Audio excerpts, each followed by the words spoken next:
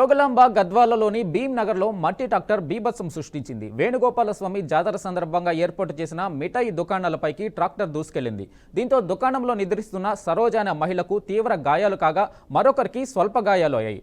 స్థానికులు వెంటనే గాయపడిన వారిని ఆసుపత్రికి తరలించారు. ఎలాంటి అనుమతులు లేకుండా రాత్రి వేళలో ఇష్టానుసారంగా మట్టి మాఫియా జరుగుతుందని గ్రామస్తులు ఆరోపించారు. ప్రమాదానికి కారణమైన ట్రాక్టర్ డ్రైవర్పై చర్యలు తీసుకోవాలని డిమాండ్ చేశారు. మట్టి మాఫియాను అరికట్టాలని కోరారు. మిఠాయి దుకాణం వేసుకున్నారు. మా అక్క మా బావ మిఠాయి దుకాణంలో పండుకున్నారు. అయితే ఈ మట్టి తోలే వాళ్ళు అతివేగంతో వచ్చి ట్రాక్టర్తో గుద్దడం జరిగింది 4:30-5 గంటల ప్రాంతంలో.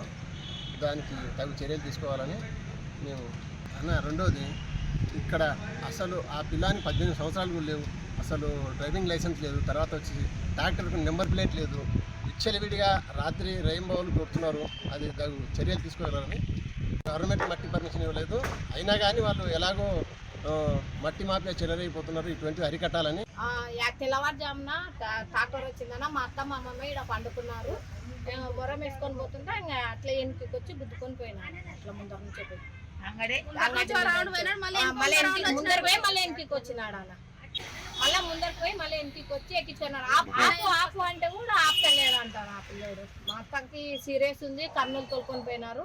మా మామకి నెత్తికి దెబ్బలు తగిలింది, ఇట్లా మూకేట్లు పడినాయి. ఎంత ఏజ్ ఉంటుంది వాళ్ళకు? వాళ్ళకైనా మా మామకి 60 ఏళ్ళు ఉంటే మా అత్తకి 54. ఇద్దరు కర్నూలు తీసుకెళ్ళినారా? ఇద్దరు ఏం లేదు, మా మామ ఇప్పుడు మా అత్తని కర్నూలు తోలుకొని పోయినారు. అన్న సీరియస్ ఉంది అమ్మకి. నెత్తి బాగా తగిలింది, ఇది వాచింది, కన్ను ఇట్లా అన్నింటి వాచింది. ఇంకా మా మామకి మూకేట్లు పడినట్టు తగిలినాయి. పోలీస్ స్టేషన్లో ఉన్నాం. వచ్చి కంప్లైంట్ రాసుకొని పోయినారు అంట. తెల్లవారుజామున